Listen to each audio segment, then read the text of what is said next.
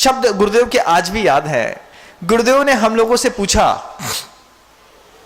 आप लोगों ने 25 लोगों की आपकी दीक्षा हो गई है, क्या सोच करके दीक्षा ली है? दीक्षा लेने के बाद पूछते हैं क्या सोच करके दीक्षा ली है? बोले सबका बैकग्राउंड अलग अलग है। कोई घर में बहुत ज्यादा कलह होगी तो कलह से बचने के लिए दीक्षित हुआ है। कोई व्यक्ति संसार में उसको मान लो कोई जैसे अंजन चोर था, वो अंजन चोर चोरी के भय से दौड़ा और फिर उसको मंत्र की सिद्धि हो गई और वहां पर जाकर के दीक्षित हुआ और मोक्ष को प्राप्त कर लिया। तो किसी भय के कारण कोई दीक्षित हुआ है। तुमने अपना परिवार क्या सोच करके छोड़ा? गुरुदेव का यह हम लोगों से प्रश्न था। तो सबका मुंह बंद था। कोई बोले ऐसा भी हो सकता है कि देवशास्त्र गुरु के प्रति बहुत ज्यादा लगाव लग गया हो, महाराज की शैली, महाराज का प्रभाव इतना लगा हो कि महाराज से प्रभावित होकर के दीक्षित हो गए। कोई भय के कारण दीक्षित हो गया, कोई कलह से बचना चाहता था इसलिए दीक्षित हो गया, किसी का दिल टूट गया संसार से इसलिए दीक्षित हो गया, किसी ने किसी को धोखा दे दिया वो मुनि महाराज दीक्षित हो गया। तो सन्यासी बनने के घर के अंदर के कई कारण हो सकते हैं, गुरुदेव ने पूछा। और दुनिया में जितने भी सन्यासी हैं, चाहे वो भगवा पहने हो, टीका चंदन लगाए हो, लाल कपड़ा रक्तांबर पहने हो, या फिर रुद्र की माला डाली हो, या फिर वो दिगंबर मुनि हो, या फिर किसी भी मत के सन्यासी हो, उन सबके पीछे का कोई ना कोई एक बैकग्राउंड रहता है कि क्या सोच करके आपने सांसारिक जीवन को छोड़ा।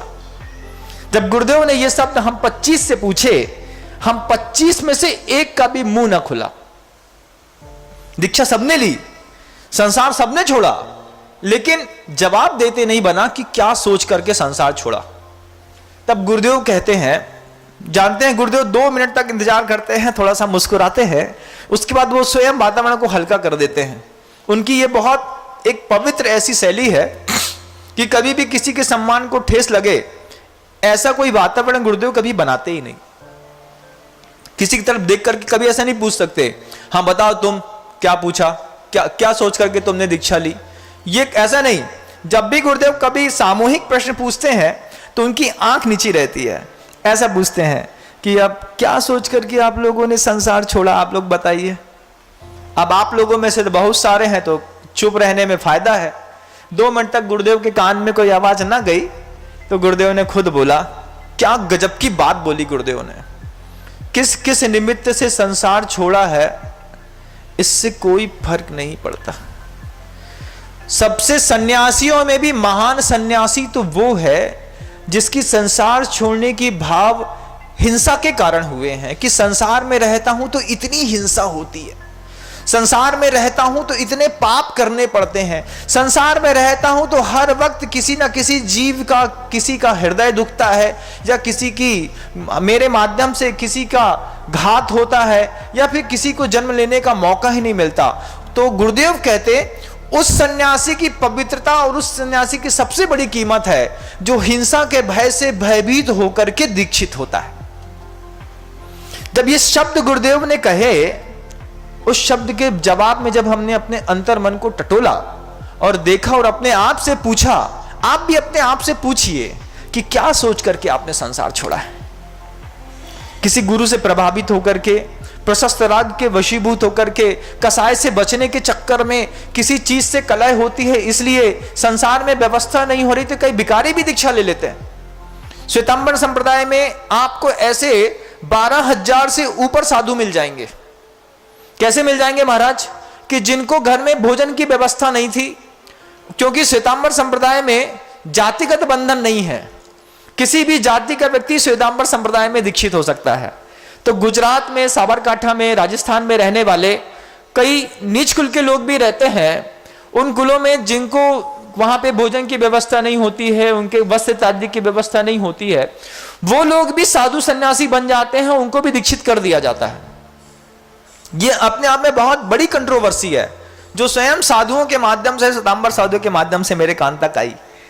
तो इस तरीके से भी कई लोगों ने दीक्षा ली। गुरुदेव पूछते हैं हम लोगों से, क्या सोच करके दीक्षा ली? अंतर मन को टटोल करके खुद से पूछा कि बताओ नम्र सागर, क्या सोच करके तुमने दीक्षा ली? तो गुरुदेव के उस पैमाने में मेरे वैराग्य का कारण बहुत दूर खड़ा था।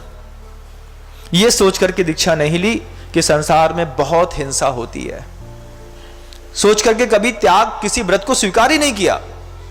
कोई और परिस्थिति रही होगी, कोई दिमाग की कोई चालबाजी रही होगी, उस चालबाजी में जब नाकाम हो गए तो संसार छोड़ दिया।